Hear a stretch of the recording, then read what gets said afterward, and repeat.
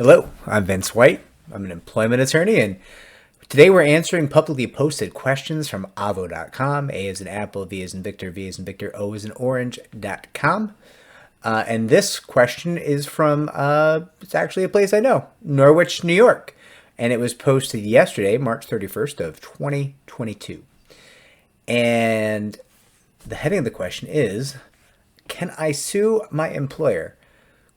You can always sue. The question is, can you win? The body of the question goes on. The company I work for has this guy who is mean, backstabbing, sexually harassing guy who works in my department. Everyone in our group, the maintenance group, went to HR together about this guy. Went to our HR guy who is actually related to this bad guy. And we all wanted something done about being subjected to all the hate and mean, nasty things this guy does every single day. And as a result, the bad guy was given sensitivity training and a slap on the wrist. This guy still does all the same things. He thinks he's so important that he can do whatever he wants. My manager and I had another huge blow up today about this guy. My manager's a coward. He's a weak man and he runs from confrontation. The company knows this guy is a horrible cancer, but keeps him anyway. He made a nice man quit. We all liked him, and he was wonderful to work with, but the nice guy quit due to the behavior of this mean guy. Can I sue them for hostile work environment or something like that? I can't focus, and I can't do my job correctly with this guy around. I have to work with this guy, but I try everything to stay away from him. People will not approach him in the hall because they are afraid of him. I need help. Okay, so good news, bad news. Good news. Sounds like there's a claim in there because you mentioned sexual harassment. And even some of the attorneys below, attorney Matthew Bryant below, kind of notes that New York is a zero tolerance state in terms of sexual harassment. So that sounds like a claim. If he's committing sexual harassment and you're opposing it, I don't know if you're the victim of sexual harassment or if you're just somebody who's opposing the sexual harassment, but either way, it sounds like there could be a claim in play if something bad is happening to you. Okay?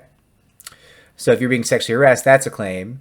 Or if bad things are happening to you because you're complaining of sexual harassment, that's a claim too. The rest of this, and this is going to be a bit of a trip, but it's legal in most jurisdictions to be a bad person. That sounds really weird, right? But it's illegal to discriminate in the workplace, generally. And it's illegal to commit sexual harassment in the workplace. And it's illegal to retaliate against people for calling out workplace discrimination or workplace sexual harassment or unpaid overtime.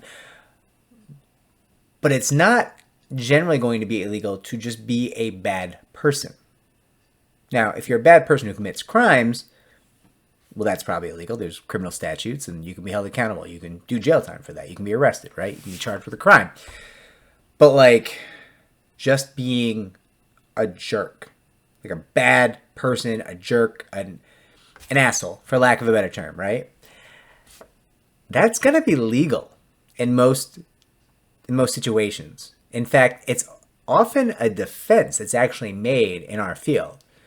Like if somebody goes in and brings like a workplace discrimination case against somebody, it's possible that that person that's being sued can just be like, oh no, I'm not discriminating.